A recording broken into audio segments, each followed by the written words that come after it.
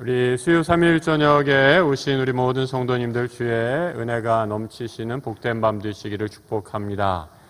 하나님 은혜로 또 늘 말씀 사모하시는 이 가운데 하나님께서 오늘 이 저녁에 우리에게 주시는 살아계시는 음성 들을 수 있게 되시기를 축복합니다. 어제 우리 그 청소년부 우리 겨울 수련회 제주도에 다녀왔습니다. 제가 잠깐 다녀와서 우리 아이들 격려하고 또 함께 기도해주고 올라왔는데요. 우리 자녀들 또 우리 선생님들 또 만나부 권사님들 한 마음으로 한 50여 분 조금 넘는 많은 인원이 갔어요. 그래서 얼마나 기쁘고 잘 지내는지 모릅니다. 법한교회 제주 서귀포시에 있는데요. 저는 그 법한교회가 이렇게 멋있는 데 있는 줄은 몰랐어요. 뭐 관광지로서 제주는 많이 갔지만 교회는 잘 몰랐는데 그 서귀포시에 아주 아름다운 곳에 바다가 한 5분 정도만 나가면 바로 바다가 있고요. 멀리서 한라산이 보이고, 그래서 저는 잠깐 갔다 왔는데 제주도 다 보고 온 느낌이 들 정도로 얼마나 아름다운 곳에서 아이들이 함께 말씀 나누고 또 기도하고 하나님 사랑 배우고 있는지 참 감사했습니다. 가는 길에 버스가 도착하지 않아가지고 굉장히 애를 먹었는데 갑자기 이제 연락이 돼서 우리 원래 오시기로 했던 기사분이 전혀 연락이 안 돼서 다른 분이 오셨대요. 근데 그분이 이렇게 오셔가지고 어디에서 왔냐 그러니까 서울의 약수교에서 왔다 그러니까 그 기사분이 내 고향이 신당동인데 그러면서 내가 장충고등학교 나왔는데 그러니까 우리 거기 갔던 우리 선생님 중에 제가 장충고등학교 몇 회입니다 해가지고 다음부터 우리 모든 일정을 그 기사님이 다 신당동 고향이신 그 기사님이 다 책임져 주시기로 해서 하나님이 이렇게 역사하십니다라고 간증하는 것도 듣고 왔습니다. 우리 성도님들 계속 함께 기도해 주시고 우리 자녀들 남은 시간 동안 오늘 밤이 마지막 밤이고요. 내일 올라오게 됩니다. 안전하고 무사히 잘 올라올 수 있도록 기도해 주시기 부탁드리겠습니다. 오늘은 사사기 17장에 있는 말씀을 통해서 사사들의 믿음을 따라서 13번째 시간 제 마음대로 행하던 사람마다 제 소견에 오른 대로라는 제목으로 말씀 연애 나누도록 하겠습니다. 오늘 하고 다음에 한 번 더 하면 이제 사사기를 마무리할 것 같고요. 제가 좀 연구하는 시간을 갖고 그 다음에 우리 다룰 책은 아마 기도하고 있기로는 요한계시록을 하려고 지금 기도하고 있습니다. 함께 기도해 주시고 이제 사사기 곧 마무리하는데 잘 또 따라와 주시면 감사하겠습니다. 오늘 사사기 17장은 사실은 굉장히 좀 어렵다기보다는 굉장히 무거운 얘기입니다. 왜 무겁냐라고 하면 본문의 내용 자체가 무겁기도 하지만요.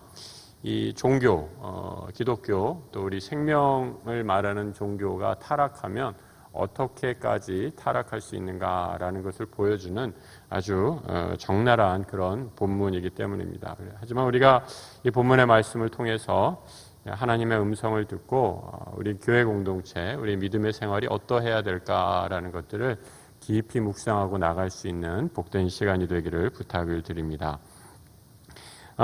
이스라엘의 마지막 사사일, 여러분 사사시대의 마지막 사사는 사실은 엘리 제사장이다라고 이렇게 말씀드릴 수 있어요. 사무엘상 4장에 보면 4장 18장에 엘리가 사사가 된 지 40년 만에 죽었다라고 이렇게 말씀하고 있어요. 4장 18절 한번 본문 띄워주시죠. 제일 마지막에 이렇게 되죠.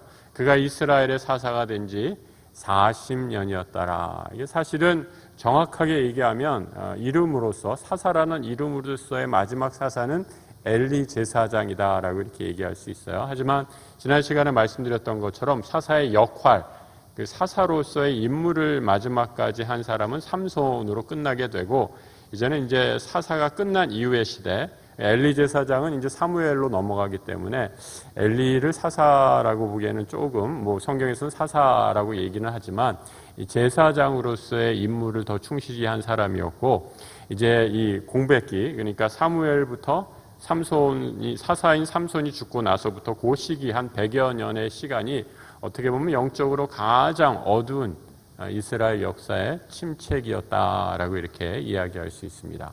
오늘은 바로 그 본문을, 그 시기를 다루고 있는 내용이죠. 이 시기를 나타내주는 한 가지 표현이 오늘 6절에 이렇게 말씀하고 있죠. 사람마다 어떻게 됐다고요? 자기 소견에 옳은 대로 행하였더라. 그러면 어떻게 보면 사람마다 자기 소견에 옳은 대로 행하였더라. 이게 참 믿음에 없는 눈으로 보면 요즘 세상 사람들, 요즘 현대인에게 이 구절을 딱 보고 앞뒤 다 문맥 자르고 이렇게 딱 보여주면 이거 참 좋은 말이네요. 이렇게 생각할 수도 있어요. 아니 그럼 요즘 세상에 다 사람이 자기 좋은 대로 행하지 누구 뭐 말 듣고 누구 눈치 보고 그렇게 사는 사람이 어디 있습니까? 이렇게 말할 수도 있어요. 그런데 여러분 오늘 본문에서 사람이 자기 소견에 옳은 대로 행했다라는 말의 이 영적인 의미는 하나님을 떠난 사람, 하나님을 떠난 세상, 하나님을 떠난 종교 지도자의 마지막 그 종말, 그 끝이 얼마나 지저분하고 타락하고 부패했는지를 보여주는 아주 간결한 표현이다라고 이렇게 말씀드릴 수 있습니다. 여러분 사람이 자기 소견대로 행하면 어떤 세상이 될까? 여러분 한번 생각해 보신 적 있으세요? 우리 마음에 다 그런 마음이 있죠. 여러분 우리가 어렸을 때 우리 어르신들 예전에 요즘 뭐 너무 먹을 것이 많아서 풍족한 세상이잖아요. 그런데 우리 어르신들 어렸을 때 뭐 보릿고개 시절 전쟁 직후에 정말 먹을 것이 없어서 배를 쫄쫄 굶었던 그런 시대의 어르신들 그런 말씀하시는 거 들었어요. 원 없이 한번 실컷 먹어보고 죽었으면 좋겠다. 오죽했으면 먹고 죽은 귀신이 때깔도 좋다. 뭐 이런 말이 나올 정도로 얼마나 배가 고팠으면 그런 말이 나오겠어요. 근데 여러분 한번 생각해 보십시오. 먹고 싶은 건 내 마음대로 다 먹으면 그게 행복한 세상일까? 또 요즘에 여러분 우리가 주 5일 근무제라고 이렇게 얘기하지 않아요? 일주일에 5일만이라면 되는 세상 가운데 우리가 살고 있어요. 그런데 어떤 분들 가운데는 진짜 5일은커녕 월화수목 금금금 이렇게 일해야지 살 수 있는 분들이 있다라는 거죠. 정말 단 한순간도 쉴 수 없이 아침부터 저녁까지 밤늦게까지 자는 시간 빼고는 늘 일할 수밖에 없는 그런 처지에 내몰린 분들도 있다라는 거죠. 그런 분들이 내 마음에 원하는 단 한 가지 소원 뭐겠어요? 실컷 잠 좀 자봤으면, 그죠? 실컷 놀아봤으면, 실컷 좀 어디 좀 떠나봤으면, 휴가라도 좀 다녀봤으면 그런 소원이 우리 마음에 다 있는 건 아닙니까? 그러니까 어떤 면에서 보면 오늘 자기 소견에 옳은 대로 행했다라는 것은 어떻게 보면 이 신앙이 없는 눈으로 보면 야 어쩌면 이런 세상이 내 마음대로 하고 싶은 세상 우리가 꿈꾸는 세상이 아닌가 그야말로 유토피아의 모습이 아닌가 이렇게 착각할 수도 있다라는 거죠.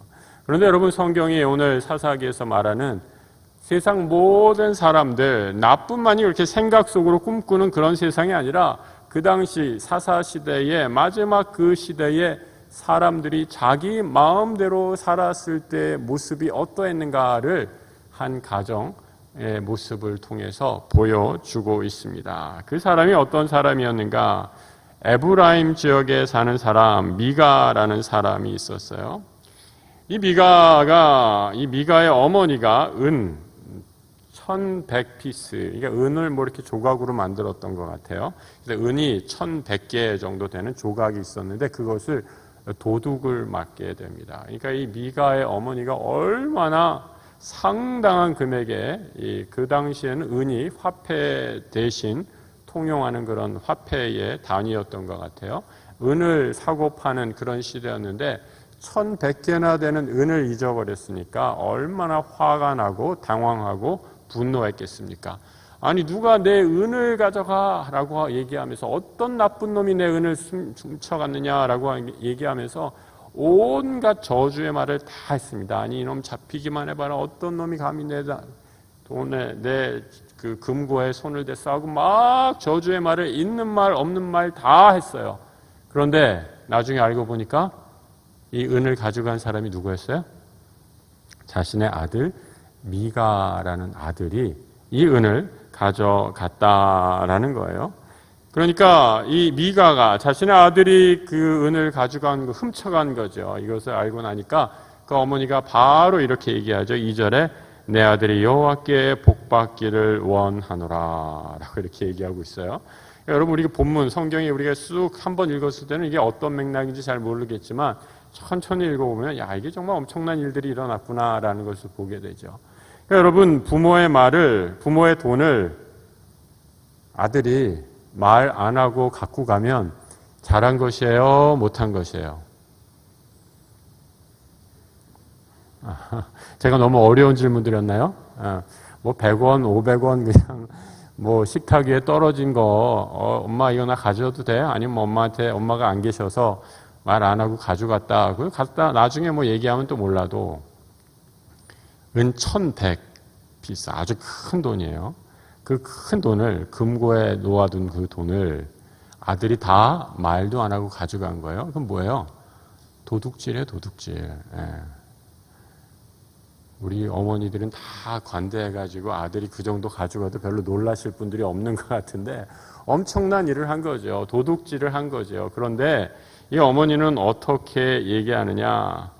내가 이 돈 훔친 것 때문에 엄청나게 저주의 말을 하다가 그 범인이 아들이라는 것을 알고 이제 어떻게 돼요? 다시 3절에서 말하는 것처럼 내가 혹시 뱉은 말 때문에 이 도둑질한 놈에 대한 저주의 말을 했던 것이 혹시 내 아들에게 돌아갈까라는 그런 두려움이 있었어요. 사람이 그런 게 있잖아요. 나도 막 너무 심한 말을 막 했는데 그 사람의 대상이 내가 사랑하는 사람이에요. 그러면 어떻게 돼요? 어이구 이거 내가 좀 실수한 거 아닌가? 어떻게 돼요? 뭔가 좀 하나님께 바쳐야겠다 이런 마음이 든 거예요. 그래서 어떤 생각을 하느냐? 내가 이 은을 여호와께 드리노라 라고 얘기하면서 은 1100개 중에 200개를 뚝 떼요. 200개의 조각을 200개의 피스를 쭉쭉 떼가지고 은을 만드는 세공장이한테 맡긴 다음에 이것을 위해서 하나님께 드리는 신상을 만들어 다오라고 이렇게 얘기합니다. 내가 하나님께 이만큼의 재물을 바치니 혹 내가 실수로 했던 내 말의 저주도 하나님께서 복으로 바꾸어 주실 것입니다 라고 얘기하는 거예요. 그리고 나머지 1100개 중에 200개 신상으로 만들고 나머지 몇 개가 남은 거예요? 900개 정도는 다시 아들에게 돌려주는 어머니예요. 이렇게 좋은 어머니가 어디 있어요?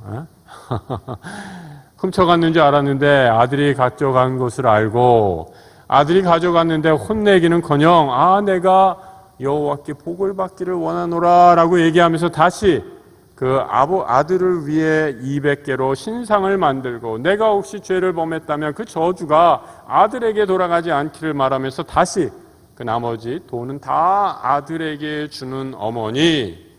여러분 이 어머니가 오늘 사사기 17장에 나오는 어머니다라는 거죠. 여러분 근데 이 어머니가 어떤 어머니니까 자식을 사랑할지는 모르지만 자식을 망치는 그런 어머니였다라는 거죠. 여러분 이 미가의 어머니에게 제일 중요한 것이 무엇이었을까요? 모든 어머니에게 다 있는 거죠. 뭐예요? 자식 잘 되는 거, 자식의 번영. 여러분 우리 기도 제목 아니에요. 우리 이 가운데 계신 어머니들 중에 우리 자식 좀, 우리 아들 좀 맨날 돈도 못 벌고 사업하다 망하고 세상에서 고생하게 해주세요. 이렇게 기도하는 어머니가 세상에 어디 있어요? 그죠? 우리 어머니들 다 어떻게 기도하십니까? 우리 자식 잘 되게 해달라라고 간절히 기도하는 게 우리 어머니들 아니세요? 얼마나 간절히 기도하세요? 자녀가 세상에서 출세하고 좋은 직장에서 좋은 가정 꾸미고 이 세상에서 번영을 누리면서 행복하게 사는 것 우리 모든 어머니들의 그야말로 귀한 기도 제목 아닙니까? 그 기도 제목이 뭐가 잘못됐겠어요? 당연히 어머니들이시라면 그렇게 기도해야 되지요. 그런데 여러분 문제는 이 미가의 어머니의 문제는 무엇이었는가? 이 아들의 번영이 그 어떤 것보다 중요해서 아들을 위해서라면 옳고 그름을 다 잊어버리게 되었다라는 거죠. 여러분 사람이 제 소견대로 행하는 시대의 가장 특징 중에 하나 도덕이 사라진 시대가 되었다라는 거죠. 옳고 그름, 내 소견에 옳고 그름대로 행하니까 참으로 옳고 그름 것이 아무것도 중요하지 않는 그런 시대가 되었다라는 거죠. 아들보다 더 소중한 것이 없어요. 그러니까 아들을 위해서라면 내가 무슨 짓도 할 수 있고 내가 무엇을 해도 용납되는 그런 세상 가운데 살아가는 한 어머니의 모습을 보여주고 있습니다. 여러분, 이것을 뭐라고 얘기하나요? 이런 아들을 그렇게 사랑하는 어머니, 미가의 어머니의 모습. 여러분, 미가가 아들을 사랑하는 것이 아니라 사실은 아들이라는 우상을 섬기고 있는 모습을 보여주고 있죠.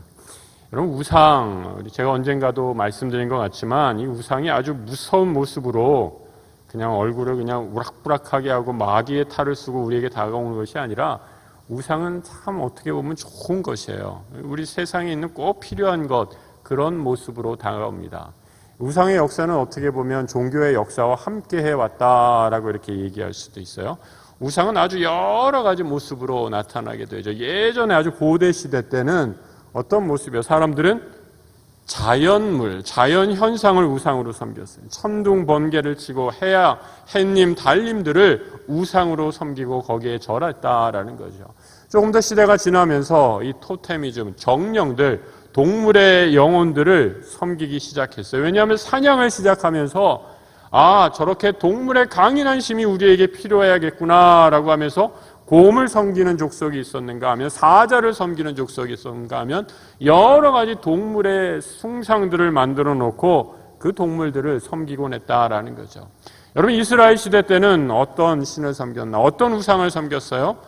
황금 송아지를 섬기게 되죠. 하나님이 눈에 안 보이니까 자신이 애굽에서 갖고 나온 온갖 금은 패물을 다 불에 녹인 후에 그것을 눈에 보이는 커다란 송아지로 만들어서 그 금송아지에게 절해 놓았다라는 겁니다. 여러분, 말씀드린 것, 자연물, 해, 달, 별, 이런 것이 나쁜 것입니까? 동물이 우리를 해치지 않는 이상 그 동물, 수많은 이 세상의 피조물들, 생명체들이 나쁜 것입니까? 황금 송아지, 금이 나쁜 것입니까? 우상을 만드는 재료는 절대로 나쁜 것이 아니죠. 하나님께서 우리에게 주신 선한 물질에 불과한 거죠. 그런데 그것이 어떻게 될 때 하나님 자리에 앉아 놓을 때, 하나님 자리에 그런 것들을 올려놓을 때, 여러분, 그 모든 것들이 축복이 아니라 우상으로 변해버리는 그런 우를 범하게 되는 겁니다. 미가의 어머니에게 미가, 여러분, 어떤 자식입니까? 천하보다도 귀한 자녀이죠. 이렇게 귀한 아들이 어디 있습니까? 세상에 정말 무엇과도 바꿀 수 없는 그런 하늘의 축복이고 선물입니다. 부모로서 이 아이를 최선을 다해 양육해야죠. 그런데 이 아들이 어디에 앉아 있는 거예요? 하나님이 계셔야 할 자리에 떡 앉아 있는 겁니다. 그러니 하나님 자리에 앉아 있는 자녀를 어떻게 혼을 내겠어요? 아들님이 돈 좀 가져갔다고 해서 이놈아라고 어떻게 혼을 낼 수가 있느냐라는 거죠. 한 아들이 하는 것 아무리 악한 짓이고 잘못됐다 하더라도 사랑으로 다 용납되면서 그것이 아무런 문제가 없다라고 오냐라고 받아들이는 거죠. 여러분, 제 멋대로 사람들이 자기 소견에 옳은 대로 행했을 때 나타나는 것, 도덕이 무너졌다, 옳고 그름이 무너지게 된다라고 이렇게 말씀드렸지만 한 걸음 더 깊이 들어가 보면 사람이 제 소견대로 행할 때 나타나는 도덕이 무너진 이 시대의 가장 큰 문제는 영적인 질서가 무너져 버렸다라는 거죠. 하나님을 섬겨야 할 인간이 다른 대상을 섬기게 되니, 우상을 섬기게 되니 다 망가지게 된 것입니다. 그럼 미가와 그의 어머니는 사실은 하나님의 말씀, 입으로는 하나님을 섬긴다, 하나님의 복을 받겠다라고 얘기했지만 하나님과는 전혀 다른 삶을 사는 사람들입니다. 여러분, 미가는 어떠한 계명을 어기고 있습니까? 어떠한 계명을 어기고 이런 죄를 범하고 있는가 잘 보세요. 부모를 공경하라라는 10계명에 제4계명, 부모를 공경하는 마음 이 아들에겐 전혀 없었어요. 부모의 돈 내 돈이고 내 돈이 부모의 돈이고 내가 하고 싶으면 내 마음대로 하는 내 욕망을 만족시키기 위해 부모의 재산, 어머니가 필요했던 거죠. 도둑질하지 말라라는 그 8째 계명도 미가는 어기고 있는 것을 보게 됩니다. 그럼 미가의 어머니는 또 어떤 계명을 어겼지요? 하나님 외에 다른 신을 우상을 만들지 말라라는 제2계명을 어기고 자식이 훔친 그 은을 다시 만들어서 우상의 신상을 만들어서 그 나머지는 자식에게 주고 우상을 만들어 집에 세워두는 그런 어리석은 신앙인, 아니 신앙인이라고 할 수 없는 모습을 보여주고 있습니다. 그리고 말끝마다 여호와를 위해 내가 이것을 한다라고 말하고 있는 거죠. 껍데기뿐인 신앙, 거짓 경건, 거짓 신앙의 모습을 그대로 보여주고 있습니다. 그럼 두 번째로 자기 소견에 오른 시대의 특징, 첫 번째는 도덕이 무너진 것이다. 하지만 그 더 깊은 원인은 영적인 하나님이 있어야 될 자리에 우상을 섬기는 것이다 라고 이렇게 얘기했고요. 두 번째, 이 자기 소견에 오른 대로 행하는 시대의 두 번째 특징은 뭐냐, 좀 더 심각한 문제인데요. 이 종교의 사유화 현상이다 라고 이렇게 말씀드릴 수 있어요. 종교를 자기 개인의 것으로 마치 하나님을 나의 놀이객감 정도로 생각하는 그런 시대의 모습을 오늘 본문에서 보여주고 있다라는 거죠. 더 심각한 위기이죠. 여러분, 미가의 어머니는 지금 은신상을 만들어서 에봇과 드라빔을 만들고 그리고 떠돌이 이 레위인을 붙잡아 제사장을 삼습니다. 여러분, 에봇과 드라빔은 어떤 데 쓰는 것인가? 정확하게 그 용도 어떻게 활용하는지는 몰라요. 하지만 구약의 여러 자료들을 보면, 구약의 말씀을 쭉 읽어보면 에봇과 드라빔은 제사장이 성전에 들어가서 하나님의 뜻을 물을 때, 하나님, 우리가 이방인과 전쟁을 해야 되는데 어떻게 해야 됩니까? 라고 이렇게 물을 때 그 에봇과 드라빔을 사용해서 하나님께서 말씀해 주시는 것으로, 이 신탁이라고 그러죠. 오라클이라고 그러죠. 그 신탁을 계시해 주는 이 도구가 바로 에봇과 드라빔이었다라는 거죠. 그런데 여러분, 미가는 내 돈을 들여서 자신의 신당, 어머니가 만들어주신 그 신당, 은 200개로 신당, 하나님 형상의 뭔가 모양을 만들어 놨어요. 그런데 여러분, 십자가는 세워놨는데 이게 뭐가 없는 거예요? 뭐가 없는 거예요? 목사님이 없는 거예요. 그래서 목사님을 하나 모셔오는 거예요. 요즘 말로 얘기하면 개척교회를 하나 했는데 십자가는 하나 만들어놨는데 장소도 있는데 이 일을 해줄, 예배를 드려줄 목사님, 말씀을 전해줄 목사가 없으니까 누구 하나를 데려고 옵니다. 미가는 우연히 유다 땅 베들레헴으로부터 한 레위 청년을 만나게 되고, 내가 내 집에 제사장이 되어 달라라고 이렇게 청을 합니다. 오늘 본문 10절과 11절에 이렇게 말씀하고 있죠. 한번 같이 한번 읽어보겠습니다. 미가가 그에게 이르되 함께 거주하며 나를 위하여 아버지와 제사장이 되라.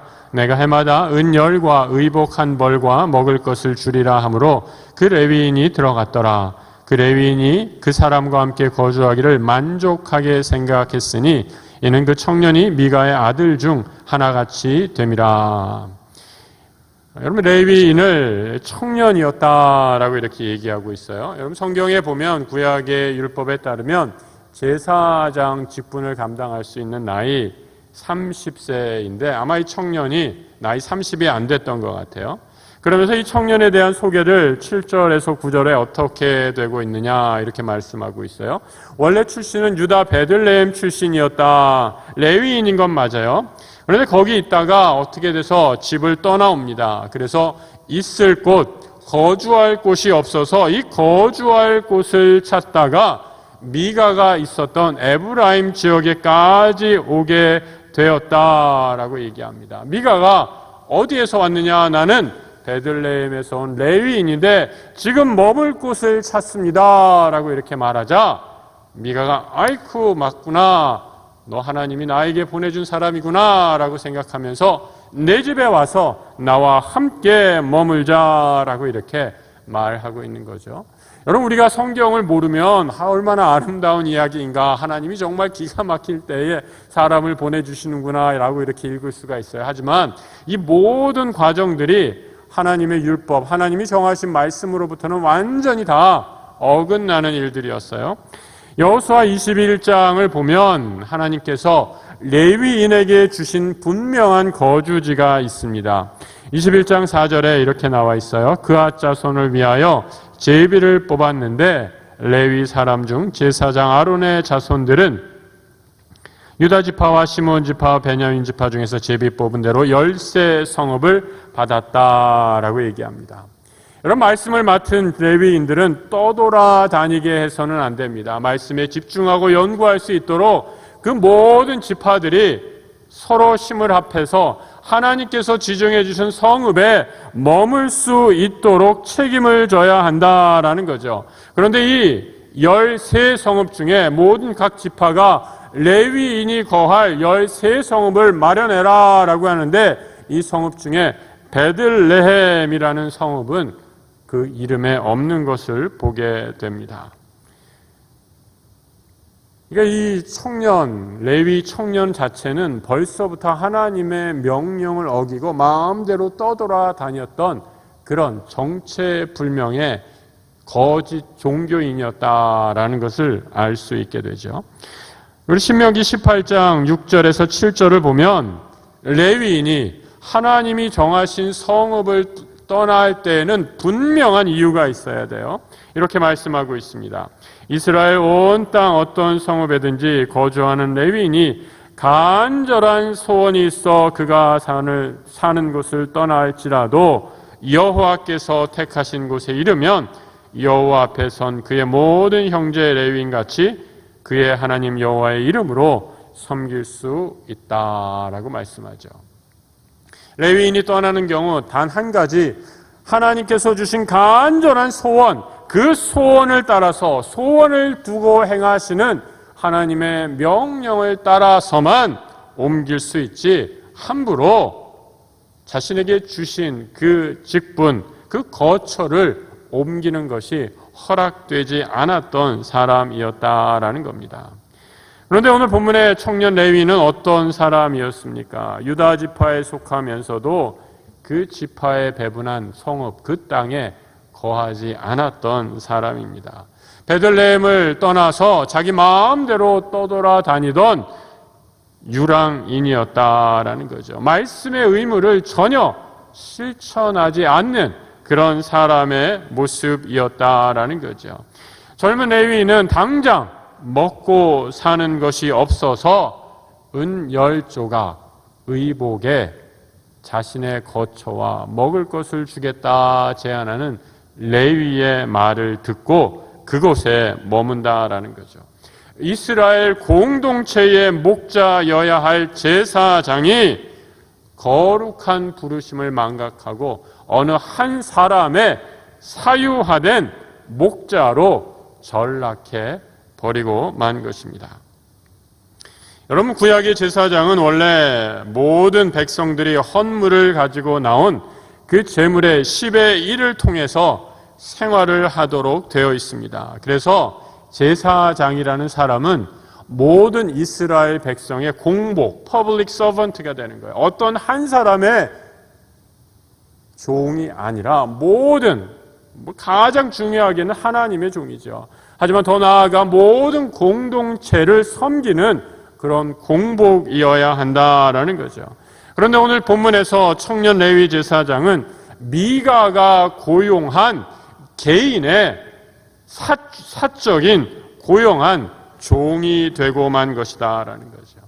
호구지책으로 자신의 종교적인 일을 수행하는 타락한 종교인의 모습을 보여주고 있습니다.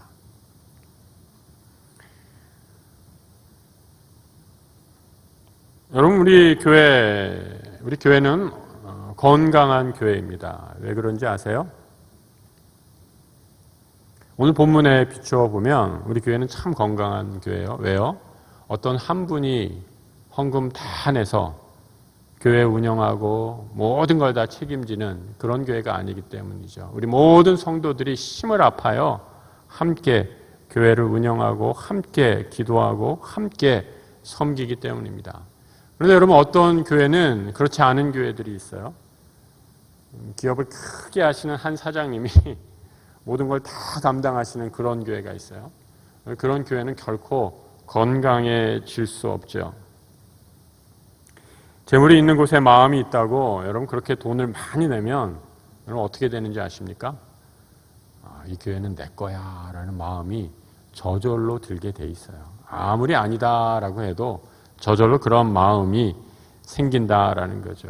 여러분, 미가 어떤 마음이 들겠어요? 이거 우리 어머니가 헌금해서 세운 재단이야. 이 사람 내가 지금 월급 줘서 데려온 제사장이야. 이거 내가 다 세웠어.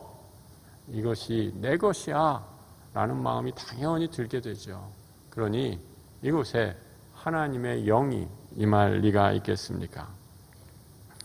청년 레위인은 미가의 집에 들어가서 미가와 아들의 대우를 받았다. 그리고 그와 같이 생활했다라는 거죠.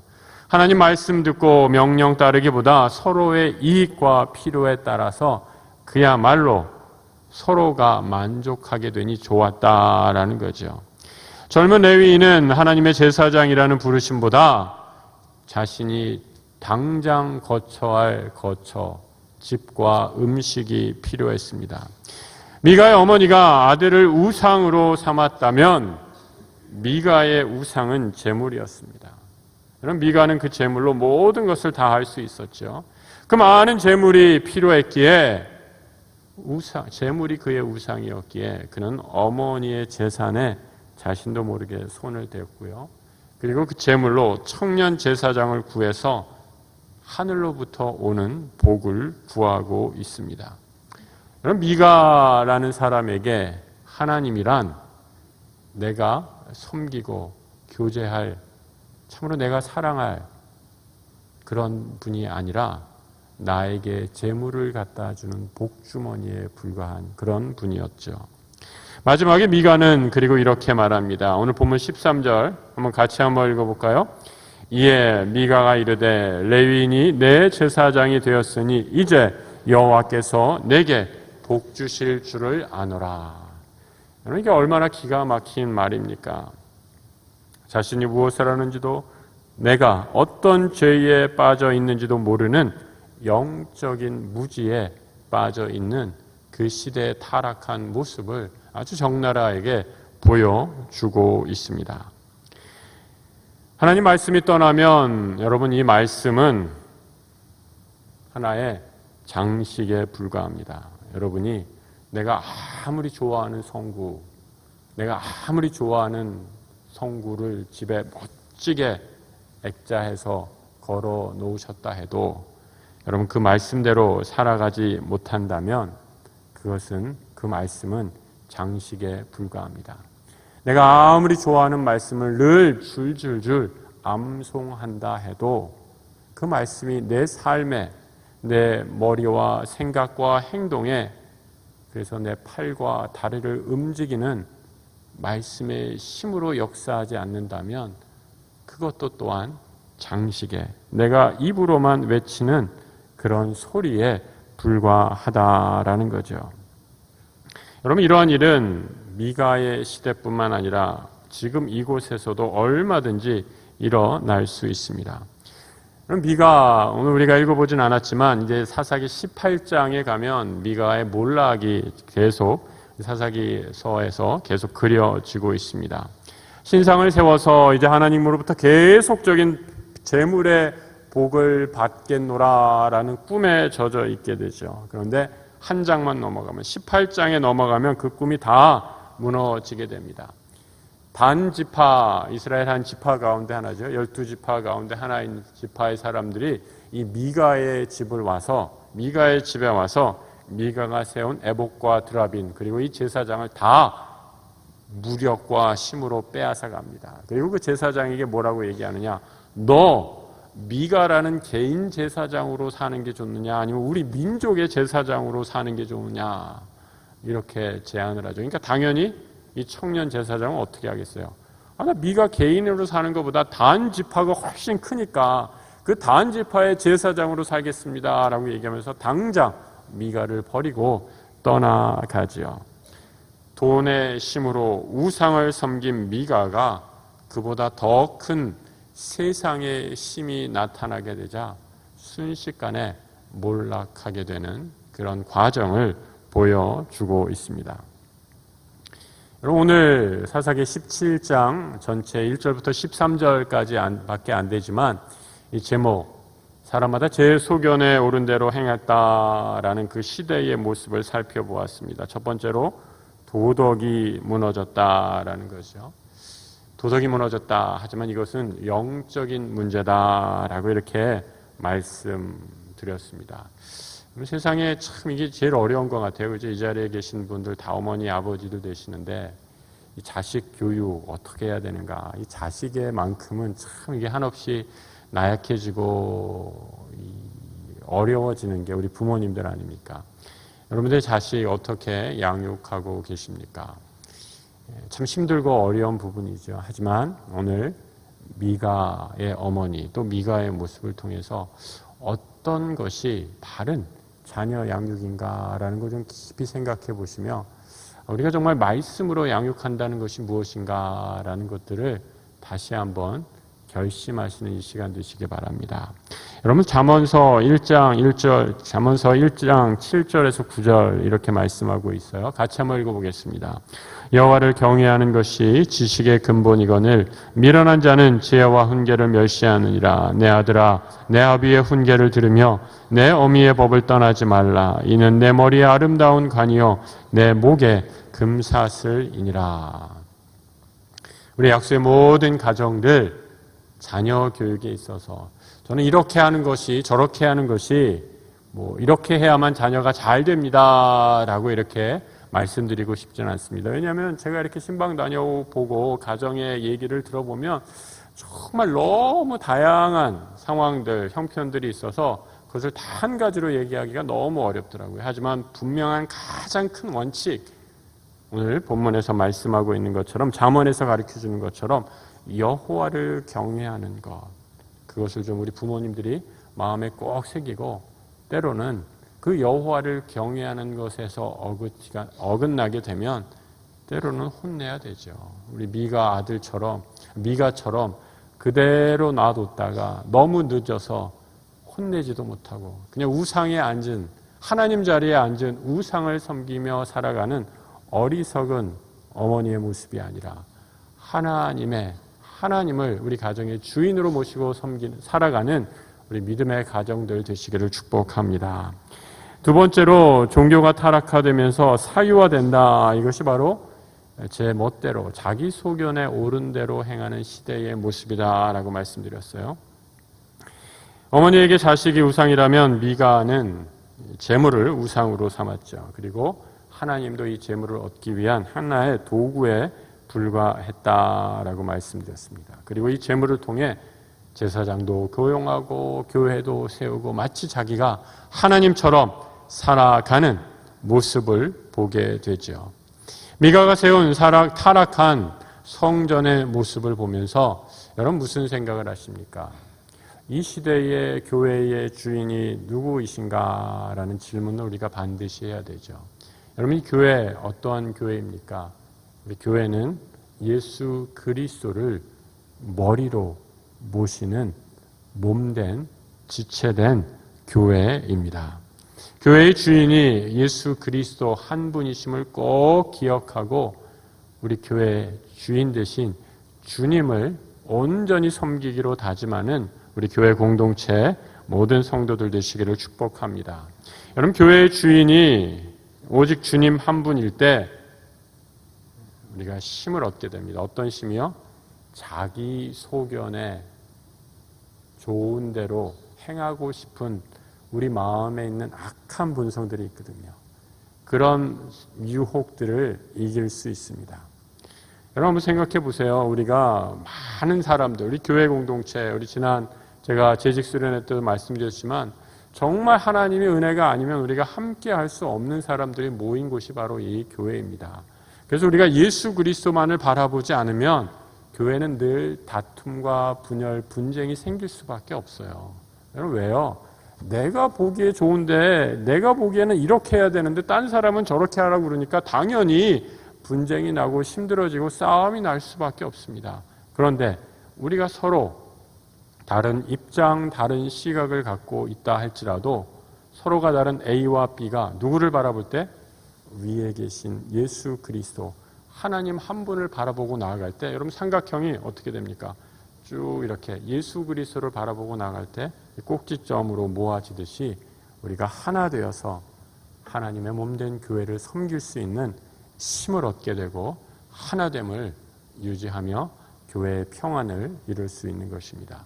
우리 교회가 오늘 말씀을 통해 다시 한번 예수 그리스도가 주인됨을 확인하고 그 주인 대신 주님만을 섬기기로 다짐하는 우리 모든 성도들, 그 예수님이 주인 대신 우리 거룩한 교회를 위해 힘써 기도하시는 우리 교회의 몸된 지체들 되시기를 우리 주님의 이름으로 축복합니다.